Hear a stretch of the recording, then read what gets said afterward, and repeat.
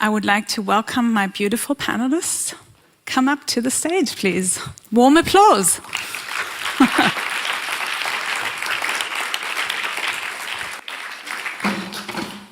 Good. And can we get an applause also, please, for Maggie and Heike, who are working so hard here today.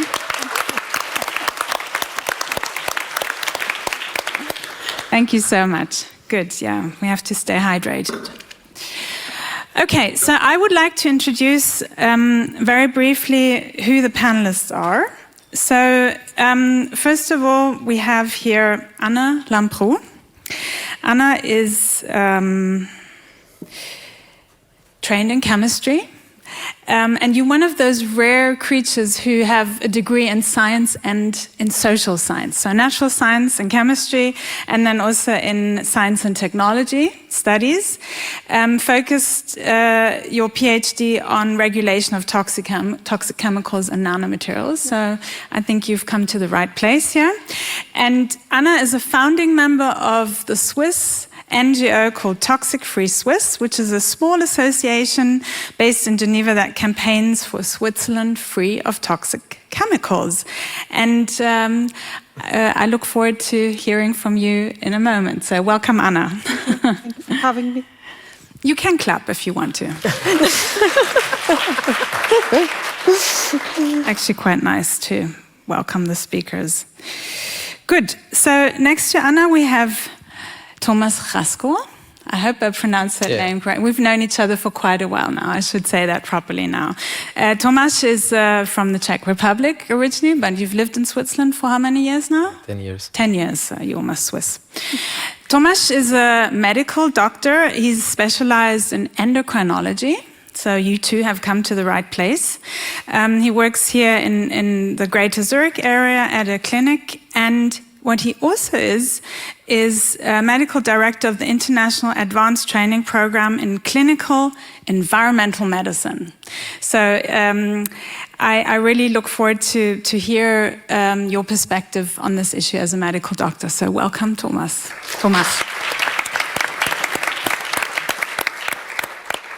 Good. Then we have Angela Bearth, who joins us from Basel. Angela, right?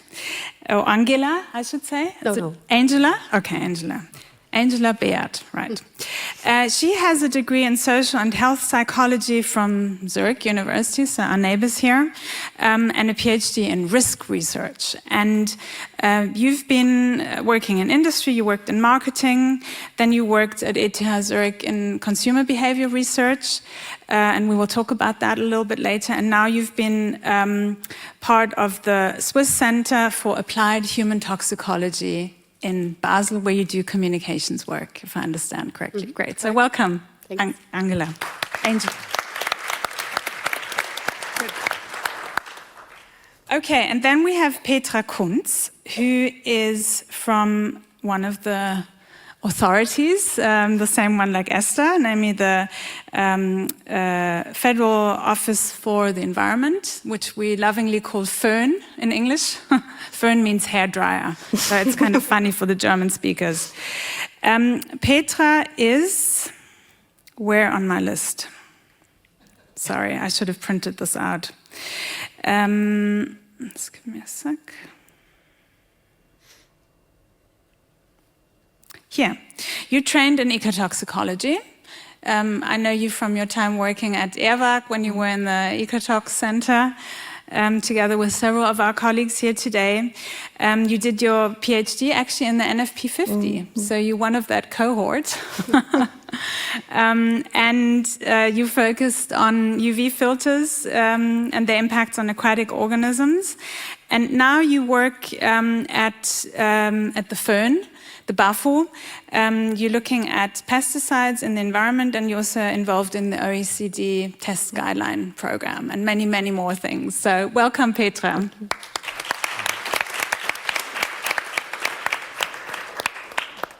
Okay. So. I'm the surprise person. I'm trying to understand the logic of our order here. Okay, Anne-Laure. Anne-Laure Demierre, welcome. Anne-Laure is scientific collaborator in risk assessment of chemicals at the Federal Office of Public Health, or BAG for the German speakers, Bundesamt für Gesundheit. And she has a PhD in molecular biology. And Anne-Laure, you've been working on regulation of endocrine disruptors since 2011. Yeah. 13 years, and you also are involved in several expert groups at the EU and OECD, and we'll hear more about that in your contribution. So welcome very much, Anne-Laure. Okay, great. So to kick us off, I have a question that I'd like each of you to answer, just that, you know, we get to know you also a little bit as human beings. You don't have to sing. And this question is really quite basic. Have you made any lifestyle changes since you've heard about EDCs and their impacts on health?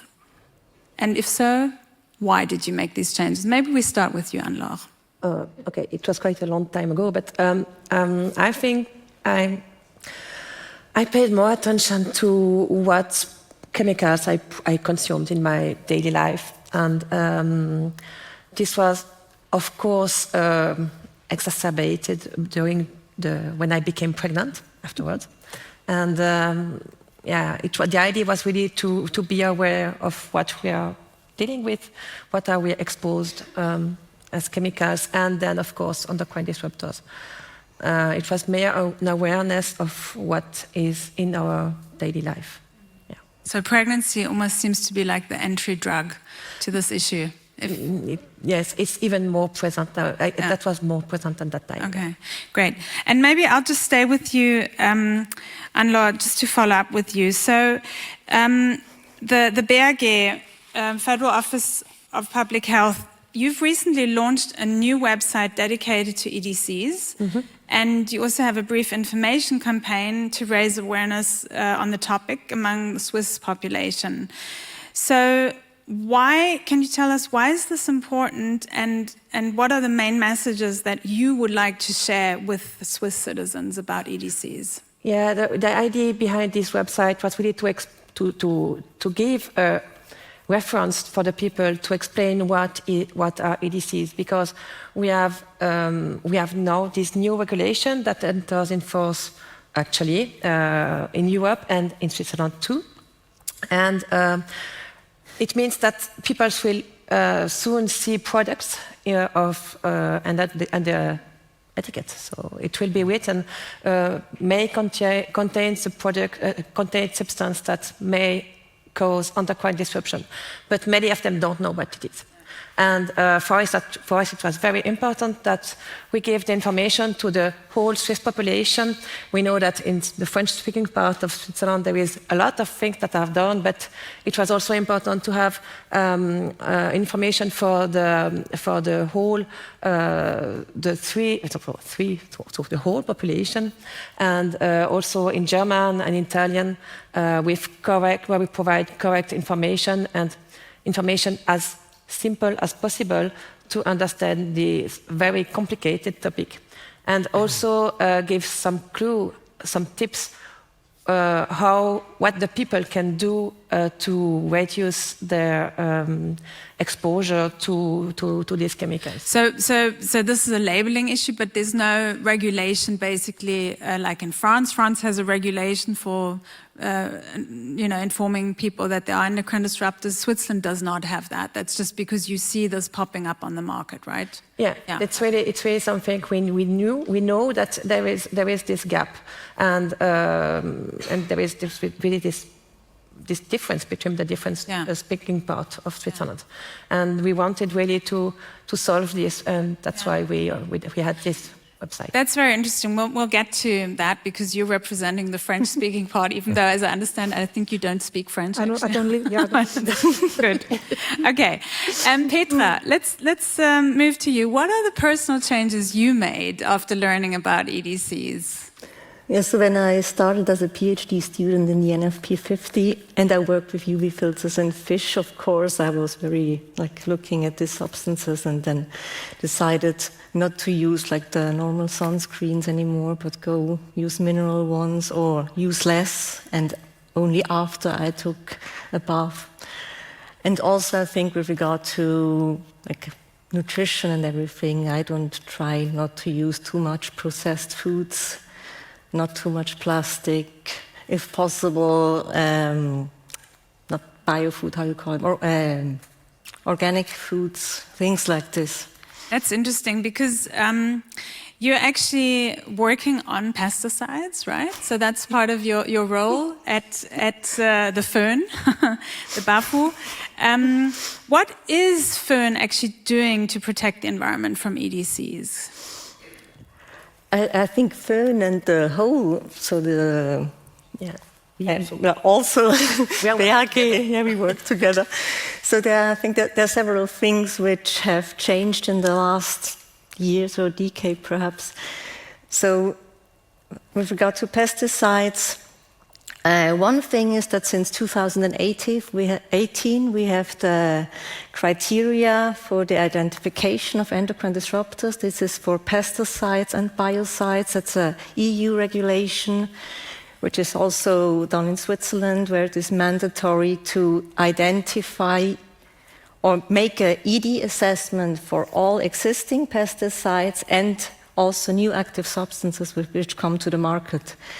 So this is now underway. Up to now, as far as I know, 18 pesticides have been identified as EDs. More, yes.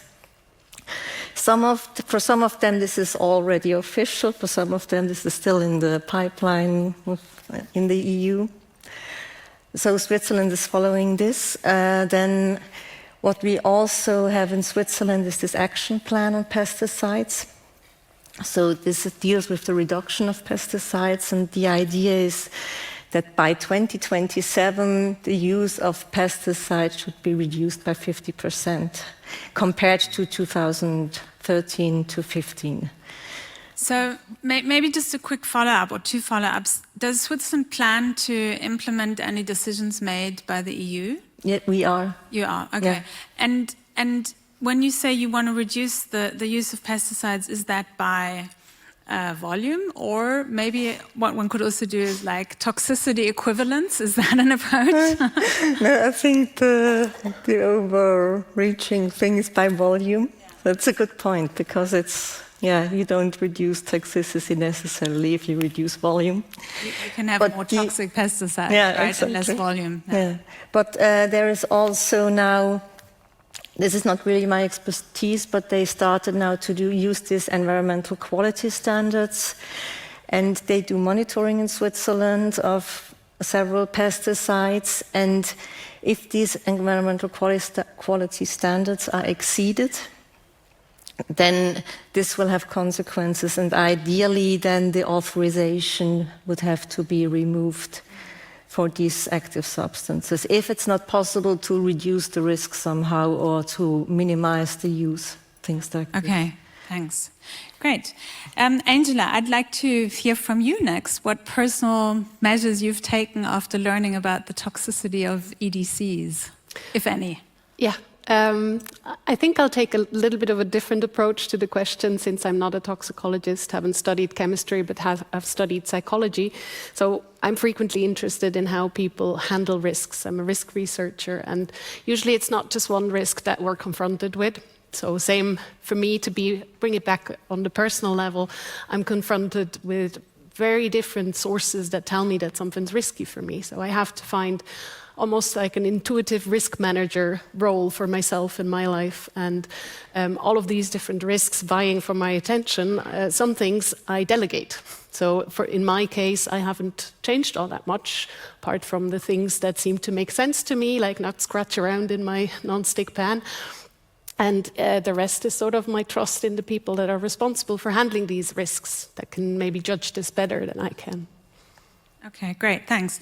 And maybe just as we're talking about your role at the Swiss Center for Applied Human Toxicology, could you just briefly explain to us, please, what it is and how's it linked to EDCs? Right, yeah. The SCAT, so the Swiss Center for Applied Human Toxicology, where I'm employed, they have sort of a linking function between science and the regulatory system. So they, on the one hand, consult, they give advice to the regulatory toxicologists, but they also link scientists and regulatory toxicologists to each other. So this dialogue that is necessary to sort of bring science into the regulatory toxicology.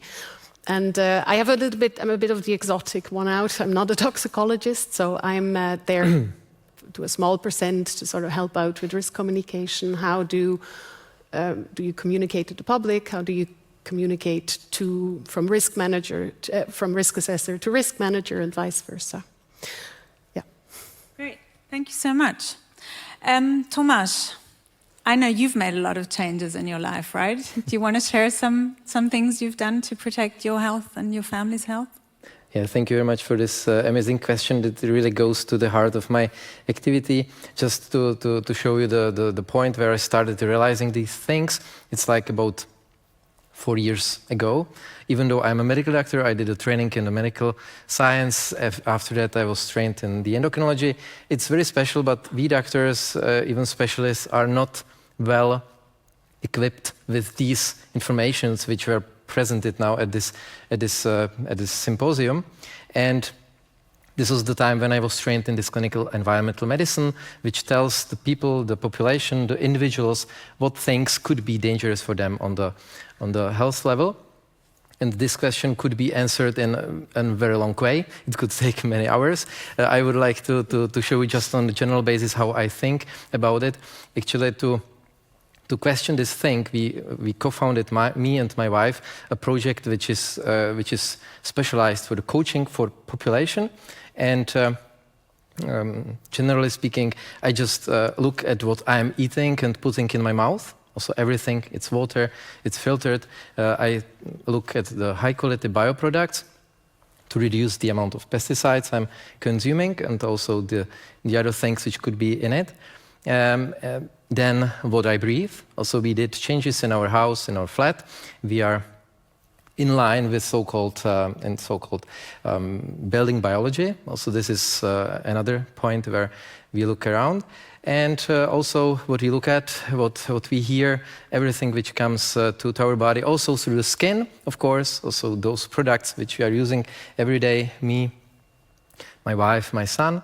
And yeah, just we observe all the aspects, the chemical, physical, biological, and also social, psychosocial inputs which are coming to us. Yeah. So a big awareness, and you're not so confident that all products on the market are actually protecting your health, if I can. Yeah.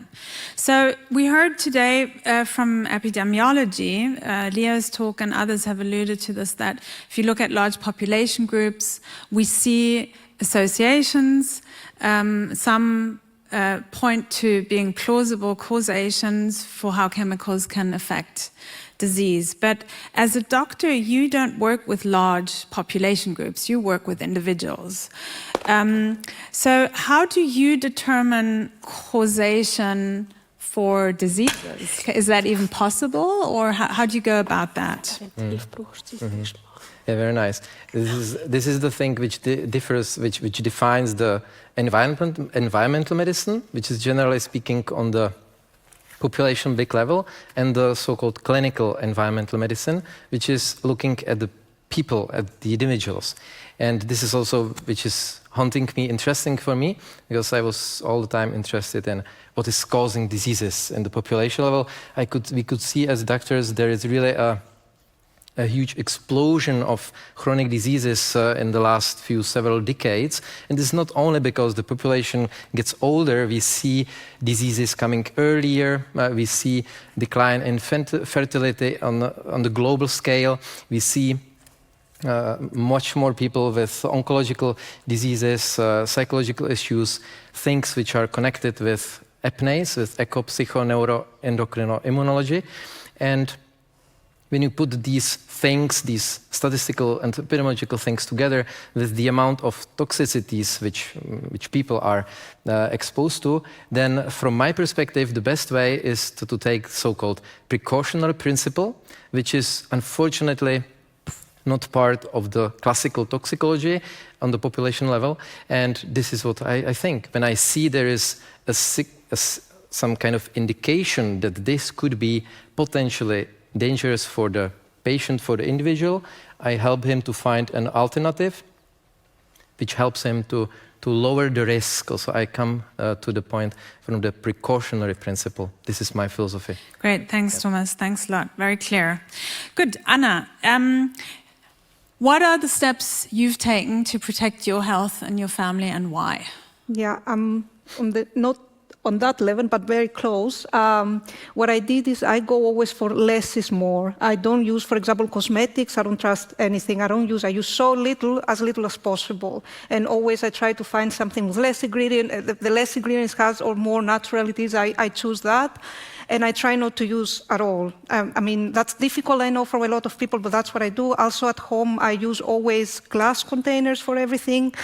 I avoid reheating stuff in microwaves, and I try to use organic. And if I cannot use organic, I do local or seasonal. I think it's very important, the food. That's basically more or less. Thanks. And Anna, you're a founding member of Toxicfree Suisse. Just want to say that you do this in your free time, right? So it's not a job that pays your living costs. With Toxicfree Suisse, you published guidance for kindergartens on how to avoid or reduce exposure to EDCs and what products to prefer for kindergarten-age children. And this, as Anne-Laure already alluded to, this has been a huge success in the French-speaking part of Switzerland. So can you please tell us why this guidance, in your opinion, was necessary? You made a bit more work for Anne-Laure now because of that, I think, maybe. But also what your response has been, and why haven't we in the German-speaking part heard of this? And there's brochures lying outside also. To explain why I'm here and Sarah is not here, the other founding member of the Toxicfree, who is more active, and that's why everything, because I have a job that pays, and I cannot do much. I have very limited free time. I think a guide like that was important and necessary because sadly there's no regulation. EDCs are not regulated, and sadly again the way of protection comes to the shoulders of the people, of the citizens, and we just wanted to make that to take a little bit of this way. And we thought, as Leo said this morning and others in their presentations, kids are the most susceptible in endocrine disruptors, and we made a panel together, and we decided the best way to tackle this is to get the guidance together of how people who work in kindergartens and childcare centers can choose what kind of products they bring the kids in contact with. And that was the phase one. The phase two was another guide that it was actually for the public. And I think people are very worried. I see this as a public health problem, that nobody from government, nothing is happening. And I think that's why I think the response was really, really good. And also it started with the city of Lausanne, because actually our organization started in Lausanne, now it's moved to Geneva. And actually the canton of Vaud has taken this project, and also neighboring cantons. And at the moment also the city of Geneva has taken the project. And do you have plans to translate to Italian, German? We would love to. That was another idea that we have. But I think the lack of money and time is a little bit of a problem. Okay. So if somebody wants to actually fund this project, I'm happy to take that. Give her money. Good. Okay. Good. Thanks, Anna. Angela, now, you said before you believe in policy and you think that policies keep you safe. You actually, 4 years ago, co-authored a paper while you were still here at ETH, entitled Addressing Chemophobia, Informational versus Effect-Based Approaches. So what is chemophobia, and how does this relate to EDCs and the things that we heard about today? Mm-hmm. I might have to unpack a little bit of the history of this article. So that was a PhD student of mine, and initially the goal that we developed for her was to better understand why toxicology is such a difficult subject to communicate. And here I'm thinking mostly toxicologists to the public. And so we sort of started in the corner of, so what does the public actually know about the principles of toxicology, about how toxicology determines the safety or the risk of a substance. And in the course of this, we uncovered quite a bit of frustration from the toxicologists. So we had a lot of toxicologists being a little bit frustrated with the public for not understanding how things work. And after all these experiences, we encountered this term chemophobia, which wasn't really used in a scientific way, but was thrown around by toxicologists mostly. And my PhD student, Rita Sale, she decided to sort of focus in on this and see if we can measure this. And the idea was to sort of measure the irrational fear of chemicals. And I have to say, I'm not entirely happy with this brainchild of ours. So for two reasons. So one reason is maybe the milder reason why I don't like it that much anymore. People misunderstand it as a phobia in the clinical sense. So sort of the way I'm afraid of spiders, but it's not we never intended it to be like a clinical sign. The more severe reason why I'm not such a big fan of the construct anymore is after we published all of these articles, it got picked up and sort of used to say, oh, see, people are so irrational about chemicals. And that was also never our intention. We sort of wanted to observe this phenomenon of being worried about things that are well regulated or well researched. So it wasn't necessarily on, I struggle a little to find the word, on an objective risk. So it wasn't to say it's always irrational. So from risk research, we have this term called critical trust. What's the term? Critical trust. Critical trust? Yeah.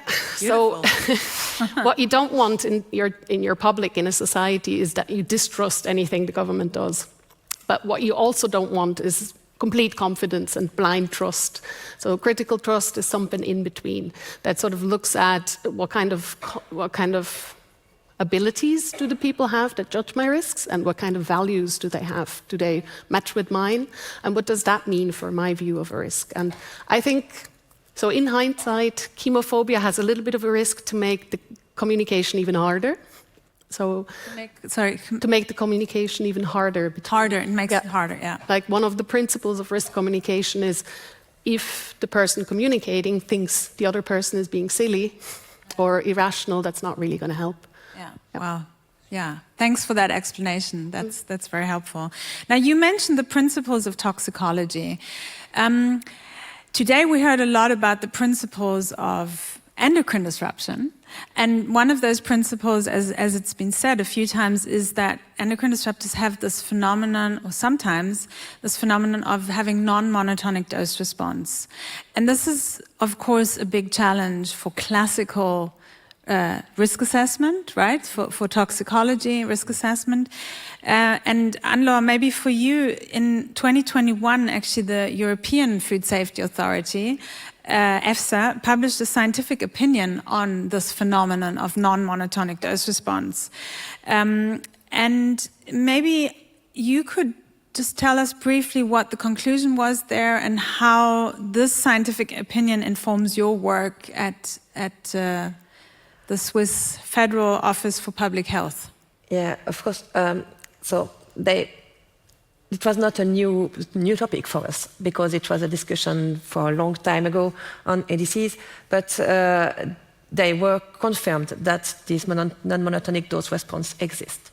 And well, as you said, it doesn't make our job easier. But it's also the challenge that we have with, and that's also why these substances are very interesting to study, but also very complicated to regulate. So that's really an issue because normally in toxicology we base our assessment on safety thresholds, and here we have to be careful with these safety thresholds. That's the point. Yeah, and another issue which maybe also has implications for these safety thresholds is, as we heard before, I think it was Xenia, I don't know who said it, mixtures. So Petra, how do you approach the issue of mixtures? I mean, 18 pesticides classified by the EU as EDCs. How does one deal with that? So I think some of the things we already are dealing with the single substance evaluation, because these pesticides, they will be removed from the market in the future sometime. The other thing is what Xenia mentioned and Esther with the environmental quality standards. For surface waters, this allows us to also, if we know concentrations of certain chemicals, to calculate either mixture effects or use bioassays. And as far as I know, this is also done by some cantons and should be now done more in the future within this action plan for plant protection products. And also, what I forgot for the single substances or for the pesticides, sewage treatment plants, as Xenia mentioned, they are upgraded in Switzerland. So I think this is a long-term effect possibly from the NFP 50. So they started to measure concentrations in surface waters, mainly estrogenic activity, and realized that we also had high estrogenic activities. And then they started to think about if we could upgrade the sewage treatment plants with additional filters. Yeah.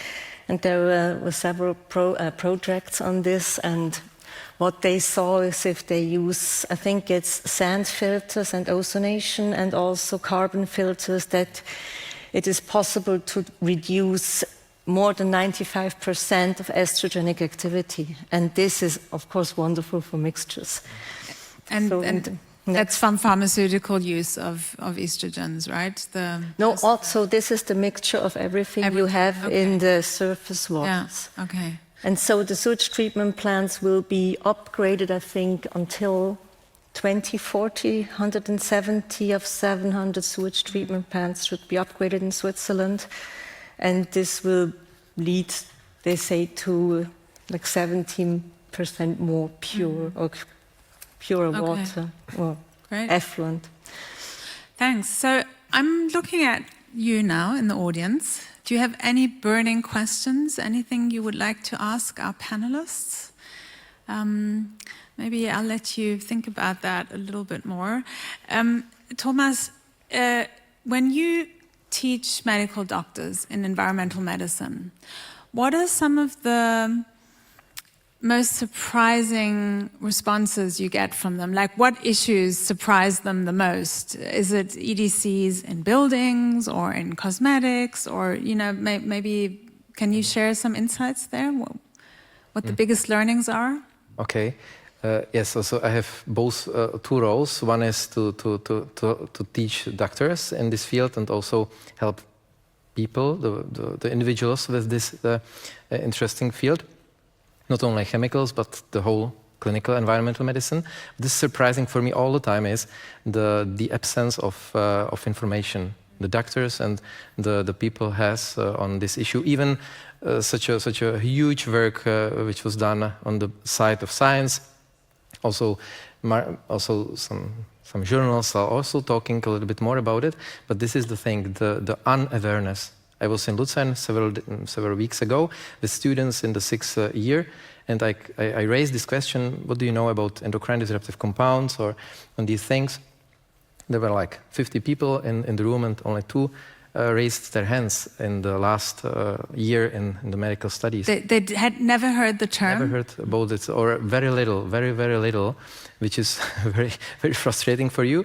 But this is also why I'm trying to train as much as possible. We are trying to make this field more known, and also on the social level with our projects we are finding now. It's really interesting. Yeah, I totally agree.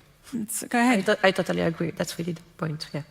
We need to raise more awareness. Yeah, for much more. Yeah. Mm-hmm. Well, I mean, we have this woman here who's doing that in Switzerland, at least in the French-speaking part, with a lot of success.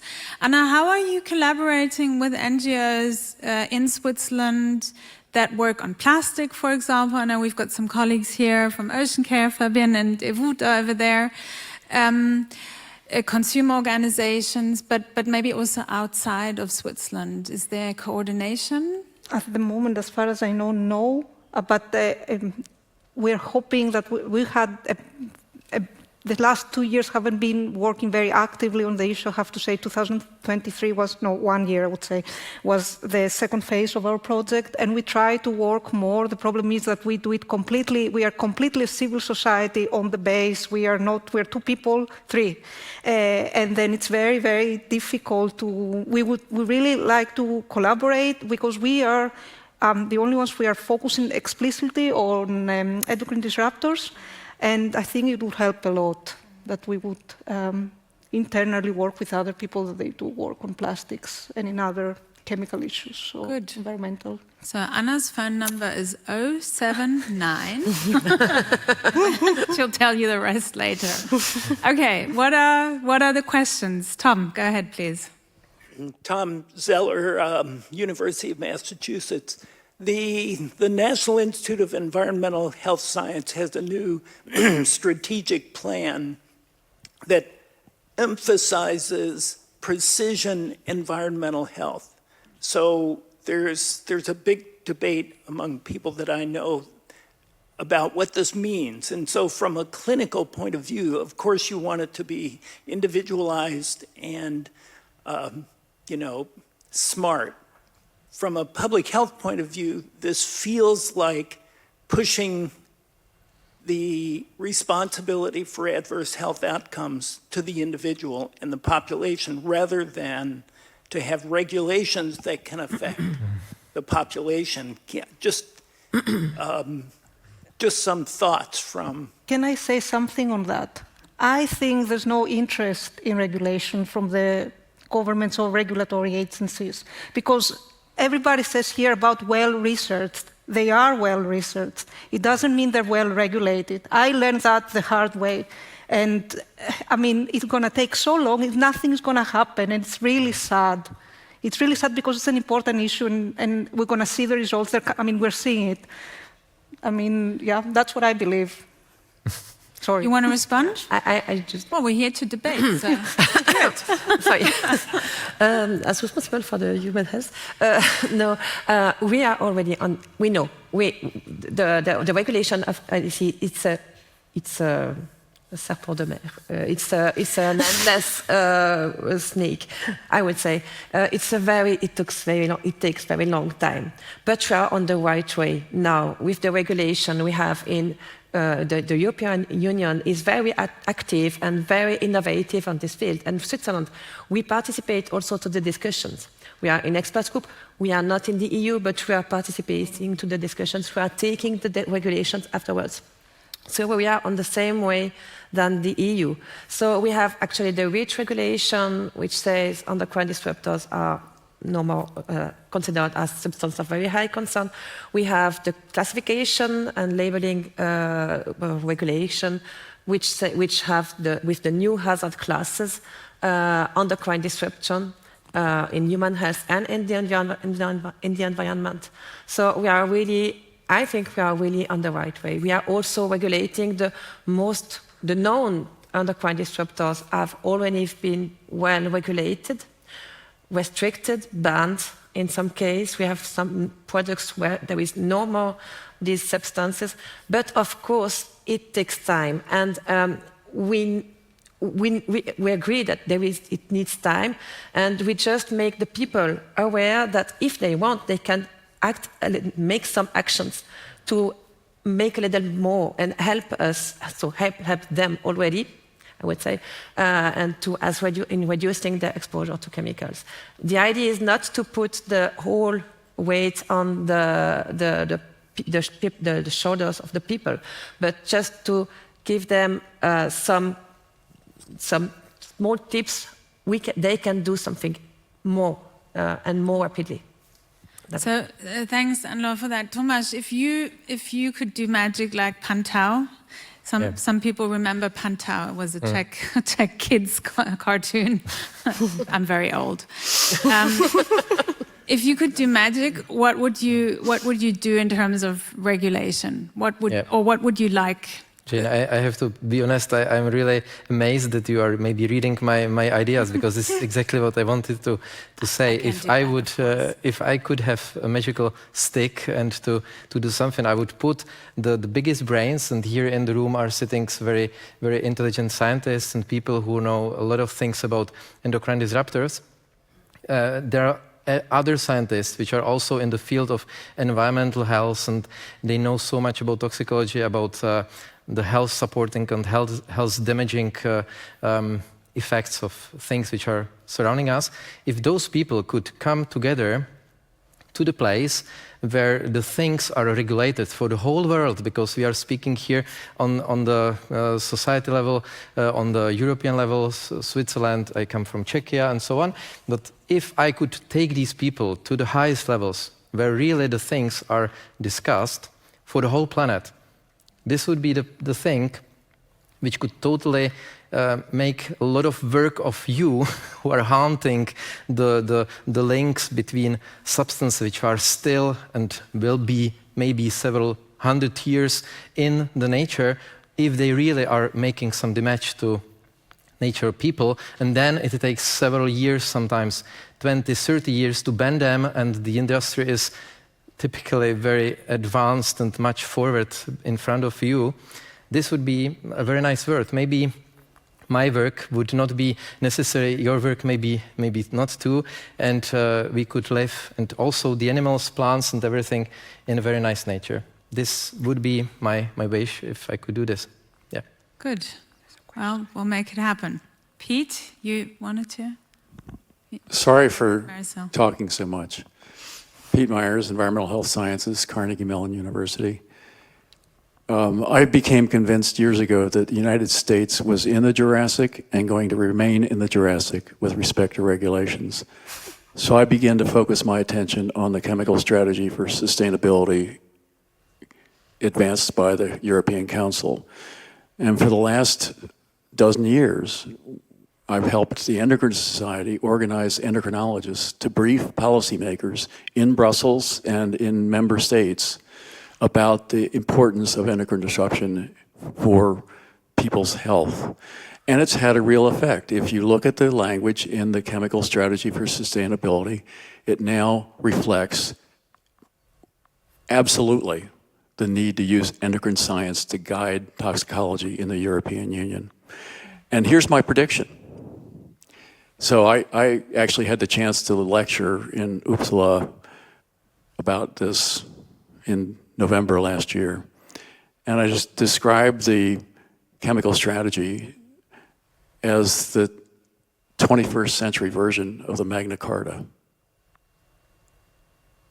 And I did that. Knows what the Magna Carta is? Are you familiar with it? Yeah? Okay. Okay, it's European. It's British, but it's certainly European. And the reason why I said that was if you look at the yoke that the chemical industry has around chemical regulation today, globally, less so in Europe, the Chemical Strategy for Sustainability promises to break that yoke, both with their attention to endocrine disrupting chemicals and the money they are willing to put into developing sustainable chemicals that are alternatives to the current things. And I'm predicting that if Europe does this successfully and the US remains in the Jurassic, and China, Japan, Korea, all the major chemical producing regions of the world remain in the Jurassic, Europe is going to be the place where immigrants come to have babies. Well, you want to respond? No? Okay. Martin, you want to say? Thank you. Martin Scheringer, ETH, and I have a question or a challenge perhaps to Angela. Because I would agree that it is the foundation of modern societies that we can rely on the division of labor and division of responsibilities. As you just said, I think that is a fundamental idea of modern societies. Otherwise, it wouldn't work. But the thing is, we may be just learning it's not working.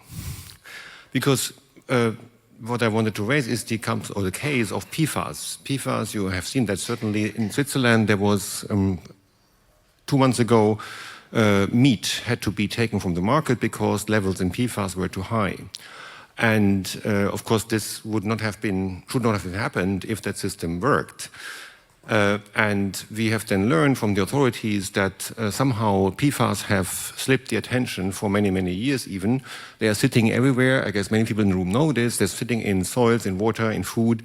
And it's a disaster. And authorities are saying we are totally overwhelmed, being overwhelmed by this wave of responsibility now and of costs to do remediation and so on. So what do you think about that situation? And yeah. Mm-hmm. Yeah.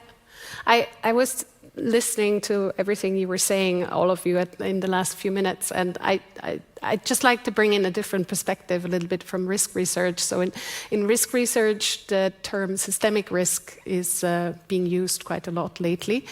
So to simplify, it goes down to the notion that we're living in a system, and if you change something at one end, it has impacts on other risks, or it changes something in the system that then leads to new risks, and that generally we humans aren't very good with these types of complex risks in foreseeing what might happen in the future. And I just wanted to throw this out there. The science is uncertain. In some cases, I'm putting it to the general level. So it's not like you can say A is always true in any situation, and we have to ban it, and then it leads to a better situation, because bans do have impacts on other risks. I'm not saying banning is always wrong, obviously not, but for me, it makes sense that the system is somewhat slow. And I would prefer to live in a system where these possible consequences of a ban are taken into account. Well, I guess, yeah, sure. Yes, but this was not my question. My question was, do you still believe in that system, that it's working? Because it was not just that the system was too slow. The system was blind to PFASs. But is it true that the system was blind? Yes. Would you I think I would. Other thoughts? I don't. No, I have to say, no, I don't think the system was blind, because we know about PFAS for, I don't know, decades now. Yeah. I think they were also with all the I don't know, Teflon pans, and this is in the 1950s already. It was clear that it's a problem. Last intervention, then we move on. But still, why do we then have all these problems? Why are they everywhere where they shouldn't be? The system, of course, the chemicals were known as chemicals, but the system was blind to the effects of open applications of hundreds of them of perfectly persistent chemicals. That was not in the regulatory system. Yeah, I think there's a lot of truth in what's being said here, and I think there's also different perspectives to see this. I'm the moderator, so I will not comment on this. I'm going to give Maricel the last question, and then I'm afraid we've got to move on. But continue discussing, please, because this is important. My question was not on PFAS, but I have a comment on PFAS. From the US perspective, if the Food and Drug Administration, that is what I mostly know about, they completely bought into this assumption with no data whatsoever that the one type of PFAS was better than the other. So they were okay with giving the industry some time to get rid of the long chain because they were coming up with the short chains. Well, that was an assumption. Again, the data shows very differently. But my question was for Angela. Maybe if you can help us understand why the general population, and Tomas said it also at the medical level, don't know what endocrine disruption is. Who failed? Did we fail to be more clear, to make sure that, at least my experience with the public in the US, they don't know what endocrine means most of the time. Not many people know what the hormones are and how they work. Some women know more than others. I had a conversation at the gym the other day. Somebody asked me if the full moon was affecting hormones. Yeah.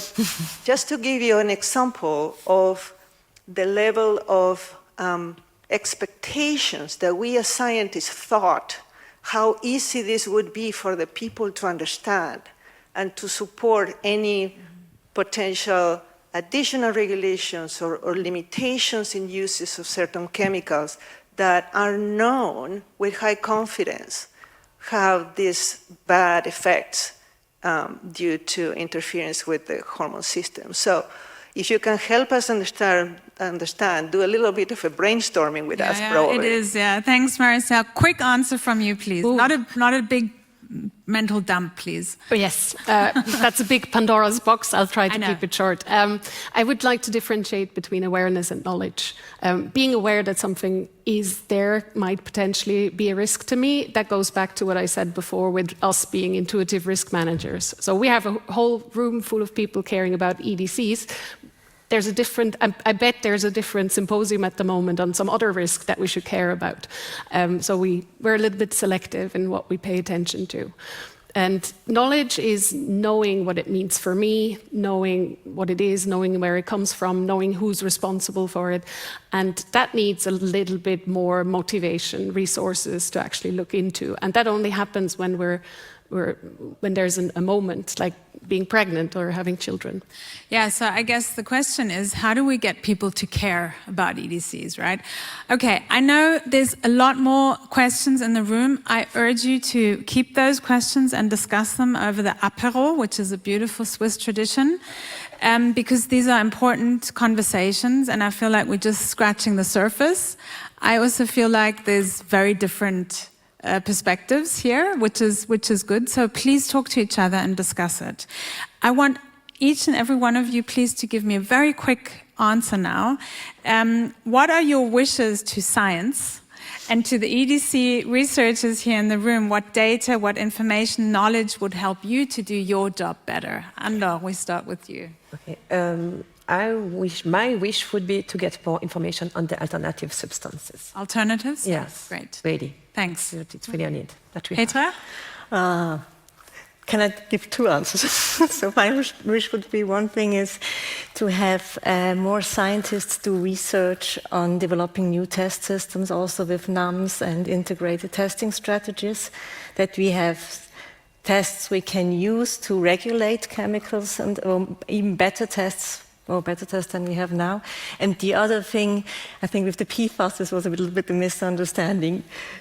I'm not in the REACH area. I know just for pesticides, this with the residues in the soil, we have no idea if these residues, how they harm environmental organisms. So this would also be something interesting to know. If somebody is interested, call me. Great. One of my colleagues. Good. Over wine. Angela. Be mindful when you communicate. Don't communicate everything. You don't have to make scientists out of the general public, but be mindful of the piece of information they're missing that might be relevant for them. So focus on what helps them. Yeah. Tomas? Yeah. I would be happy if we come out of the end of the pipeline strategy to the source strategy, that we look really on the global level what and who is what producing, and at this level we put our brains and do all possible tests with everything which we have now at this moment, and before we are sure that it's so safe as much as can be, then we put it to the whole world. This would be amazing. So collaborate, great. And Anna, last word? Yeah, I think the scientists do their best. I think there's enough science out there, and of course more is welcome. I'm thinking that the way the system now is, in a globalized world, in a neoliberal reality, the regulation is going to fail. And that won't be the fault of the scientist or the science out there in the issue. It's a lot of science, a lot of proof. Okay. Thank you very much. Thank you to the whole panel.